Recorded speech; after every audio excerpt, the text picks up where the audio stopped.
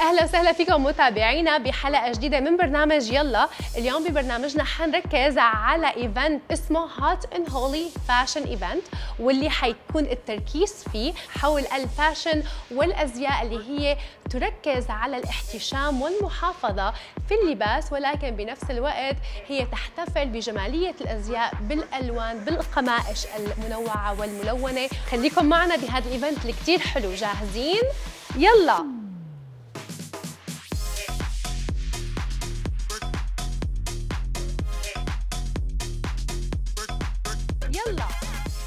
Thank you so much for joining me, Toby Rubenstein. What an amazing event. Thank you. I wanted to start by just giving a little bit to our audience about you.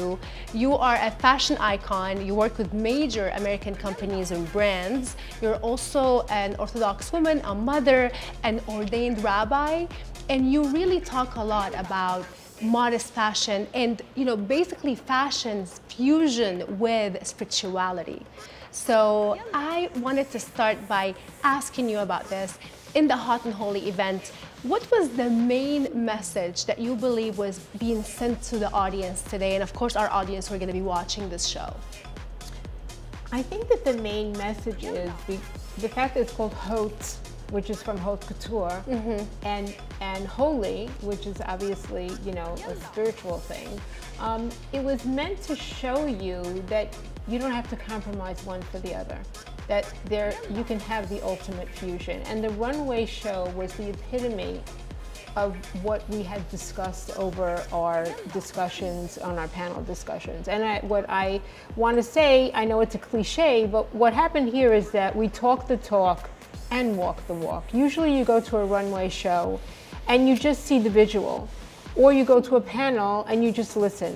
But putting the two of them together makes it for something so much more interesting, because you're taking away so much more in your mind, with your mind and with your eyes. And the ultimate goal here, as you know, because I had told you in our discussion in Haute and Holy, is is actually the opening essay of my book, when I discuss about, you know, my favorite place, which is the Metropolitan Museum of Art costume exhibit, the Met Ball.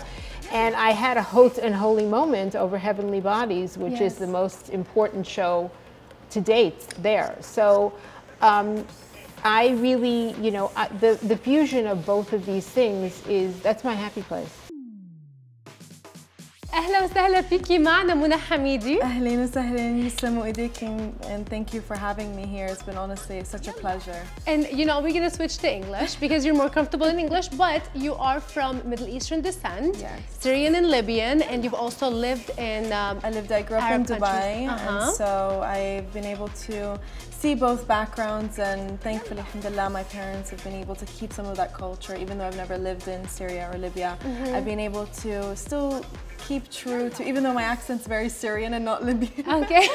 In my Arabic. Yeah. But no, it's been such a pleasure and honestly a privilege to have grown up in different places, to take in different cultures and heritage, having grown up in Dubai and also in London and now living in the States. So. Yes, and you brought this into the panel. You know, today's conversation, we touched on the whole concept of, you know, fashion uniting and bringing people together, and specifically the Abrahamic religions.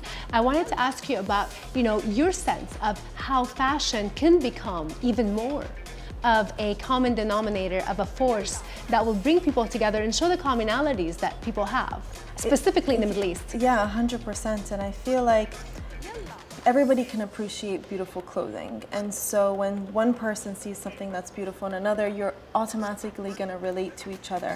And so it's such a simple yet the word is like useful, but simple way to connect people that has no baggage behind it, no oppression, and nothing negative that comes out of it. And especially in the fashion industry, everyone is just celebrating individuality, style, and culture. And so I can see how that would bring together so many more people, 100%.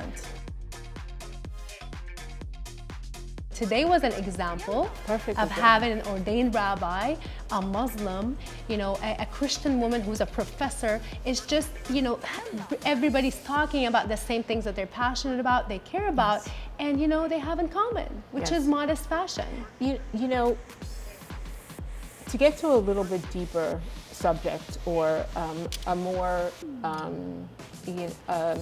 universal subject, the only way to combat any kind of hate is to be educated about somebody else, is to sit and listen to somebody else. And you don't realize how much you really have in common. I mean, you know, when I was on my way here, I was reading that the Pope made a statement now about anti-Semitism, and for me, anti-Semitism is a very, very important issue. And it's becoming larger and larger. And the Pope said that, you know, in order to combat anti-Semitism, we should have more of a fraternity between religions. And I say, we should have more of a fashion show between religions. Because let's do it. Look what happened. You did it today. I did it today. I wanted to talk about your book, The House of Faith and Fashion, and that message, and how would you inspired to basically write a book about the subject, which is now becoming more current and more of a universal conversation. Obviously, this event today was making it more so.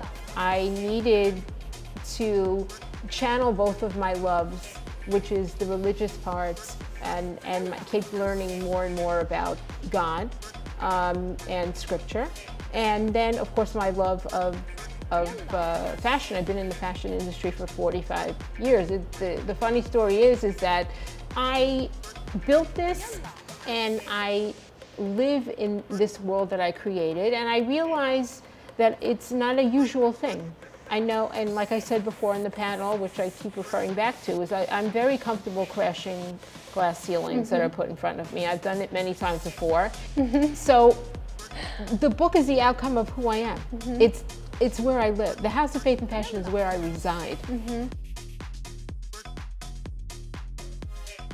Do you see this basically going to the Middle East, and an event like this, talking about modest fashion, but at the same time being fashionable, celebrating beautiful colors and being trendy, and, you know, be in the Middle East and talk about the commonality between religions? How do you see that? 100%, I could see it happening there, but on a personal experience, I'm more impressed of it happening here, because I feel like it's always the Western world who's never seen the modest fashion and the way that it can become, whilst we're very used to it around us in the Middle East. And so it would be it's nice that we've been able to bring the conversation here and take everybody who supports it on this end over there as well, and so we can have one big conversation about it and really foster that collaboration, because you never know what something could happen between different types of people who are coming from different backgrounds. So yeah, 100%. Hopefully I could be a part of it as well. Absolutely, and hopefully we will be there covering it for يلا.